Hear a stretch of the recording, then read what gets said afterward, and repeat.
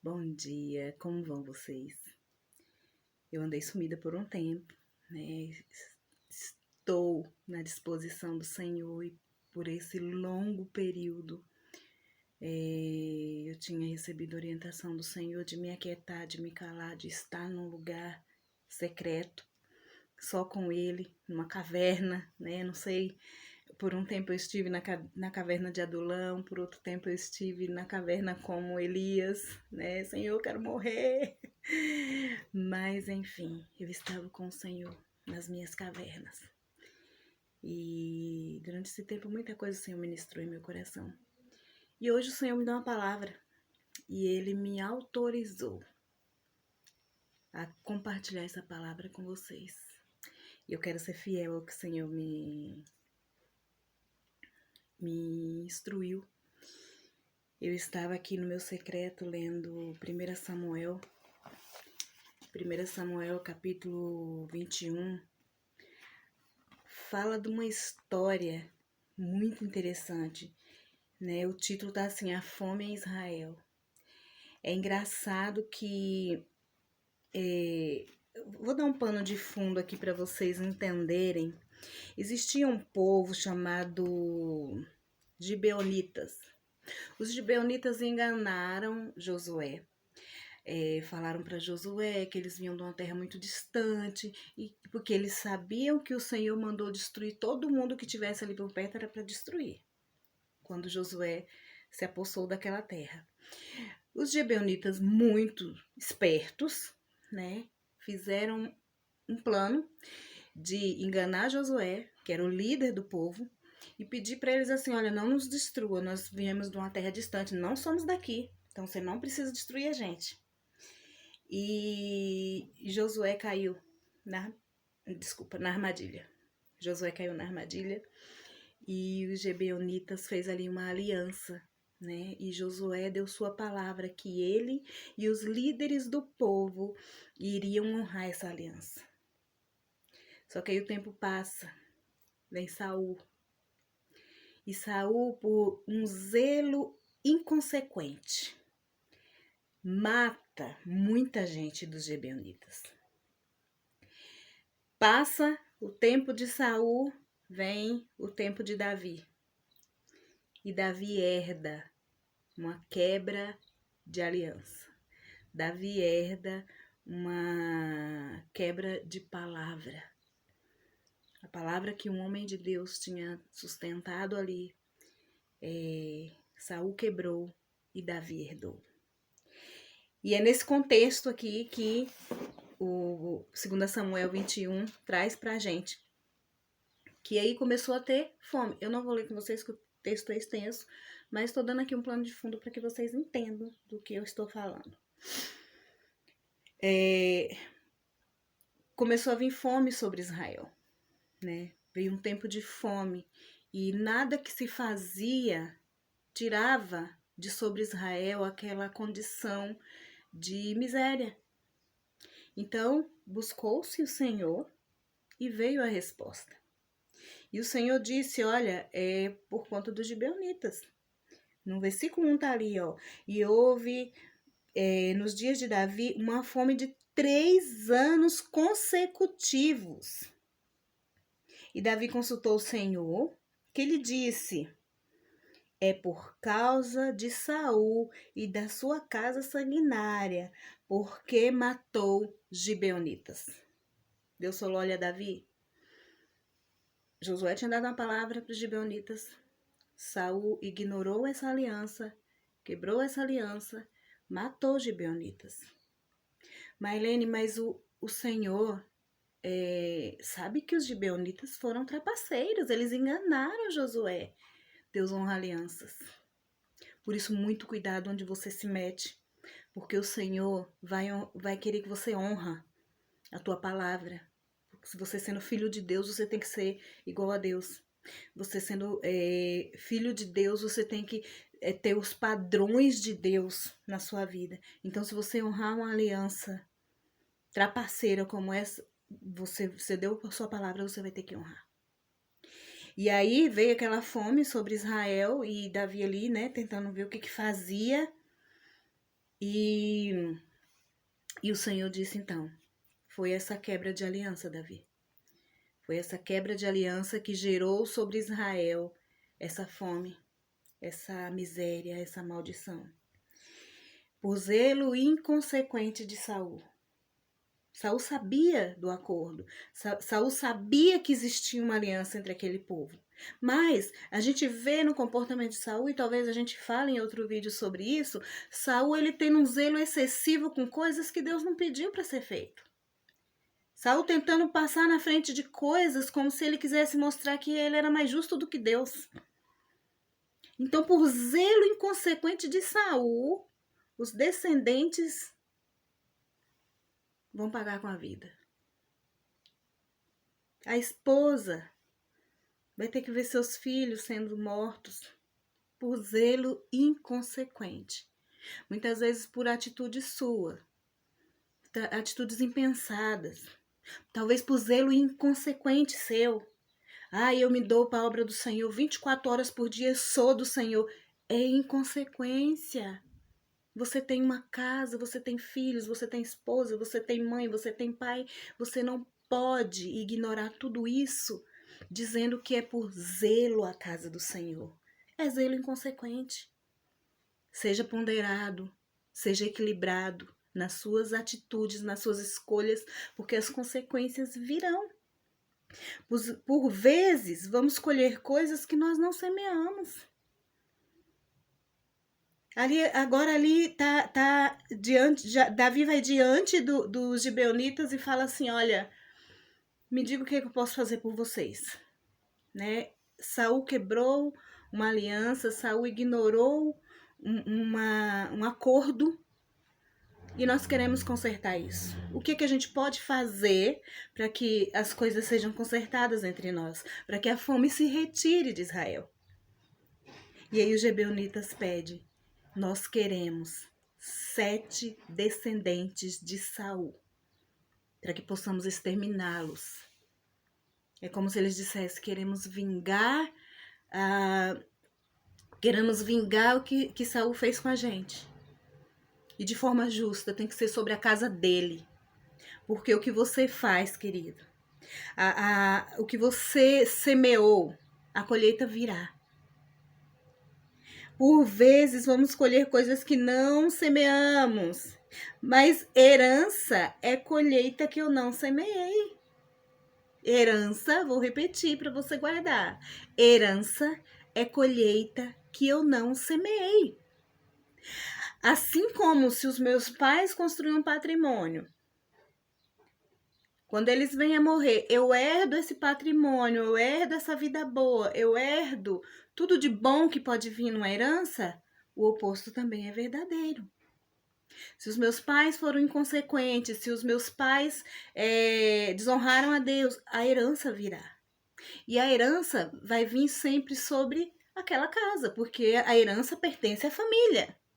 E tem herança que é maldita, infelizmente, tem herança que é maldita. No caso aqui, Saul deixou uma colheita para sua casa. Não faça escolhas pensando apenas em você e no seu momento. Seja geracional. Pense nos seus filhos, pense nos seus netos, pense na sua descendência. Deus é geracional, quando a Bíblia vem sempre citando Deus de Abraão, de Isaac e de Jacó, está te dizendo, olha, Deus ele segue uma geração, Deus é geracional, ele vai trazendo bênçãos de acordo com aqueles que obedecem e vai permitindo que as maldições alcancem a casa daqueles que desobedecem. Isso é reino de Deus. O pacote é um só. Saul fez a escolha errada. Davi herdou o trono de Saul.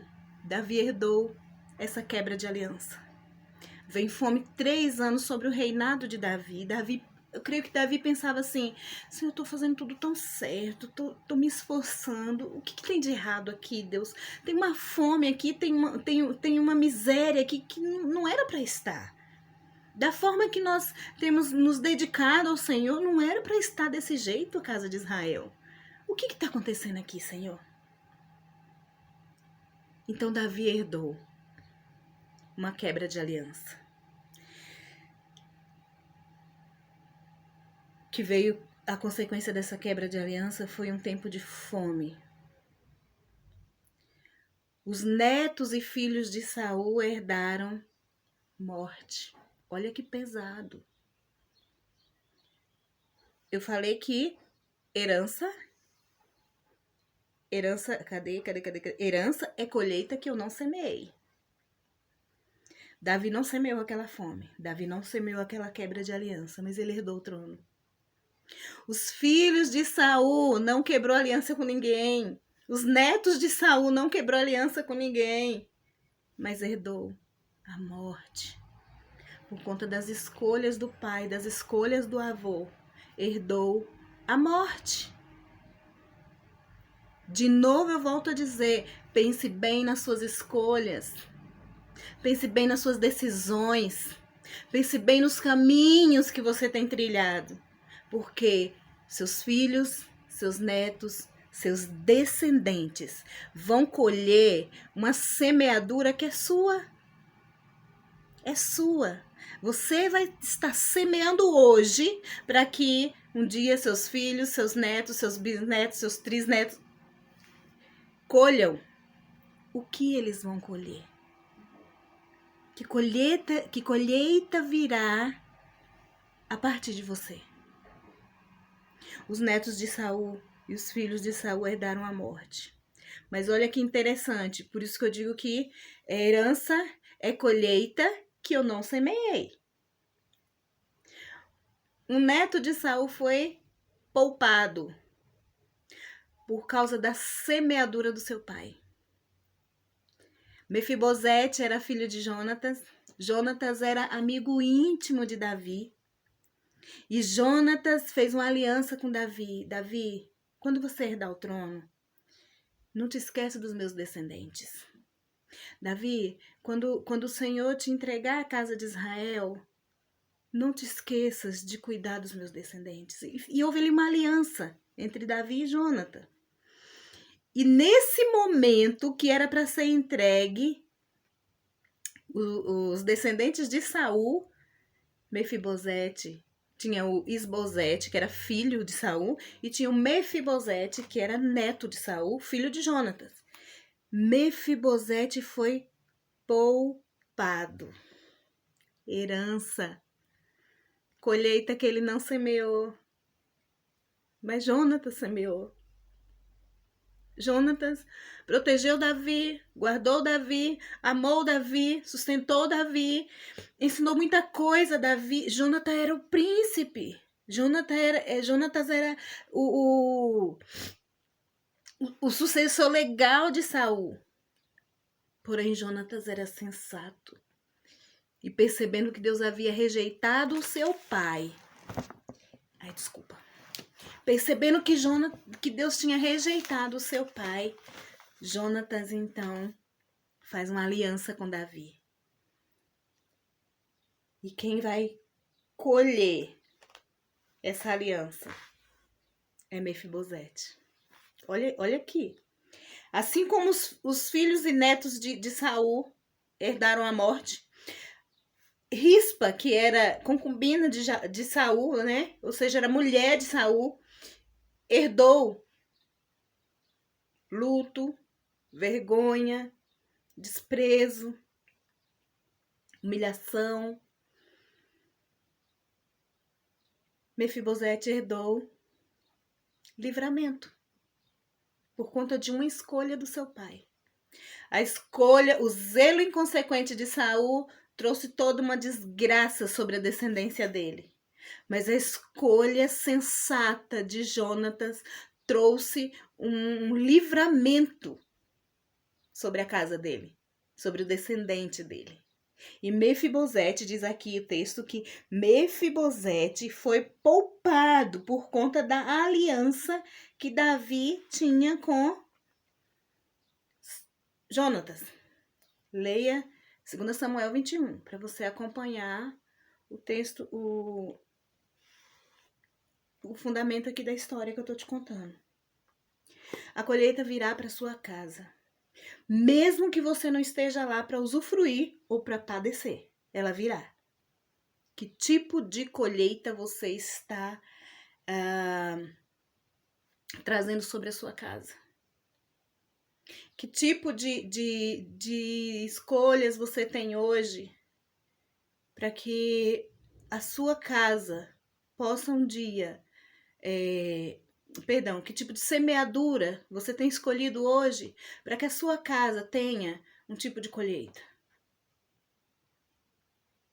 Você tem dito, olha, quanto a todos eu não sei, mas eu e a minha casa serviremos ao Senhor? Isso é decisão hoje. Você decide isso hoje.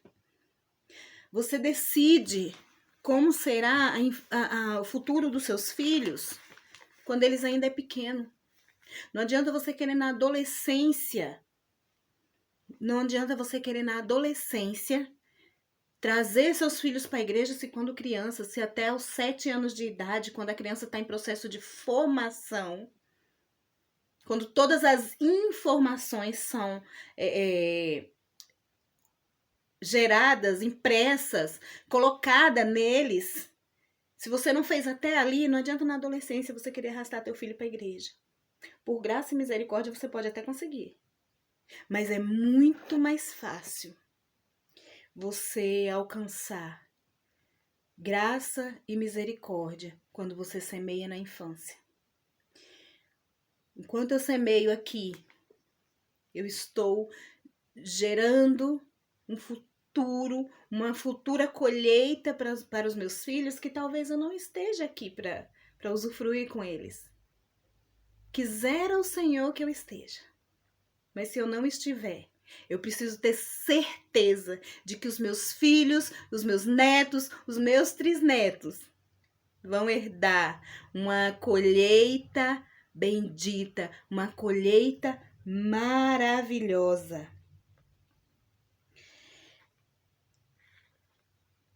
E que o Senhor, Ele nos dê a sabedoria.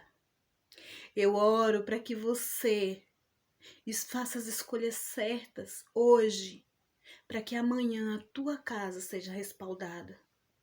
Faça as escolhas certas hoje. Hoje é colocado diante de você 2 caminhos, um caminho de vida, um caminho de morte. Qual você vai escolher? Não seja inconsequente nas suas escolhas. A sua casa vai colher.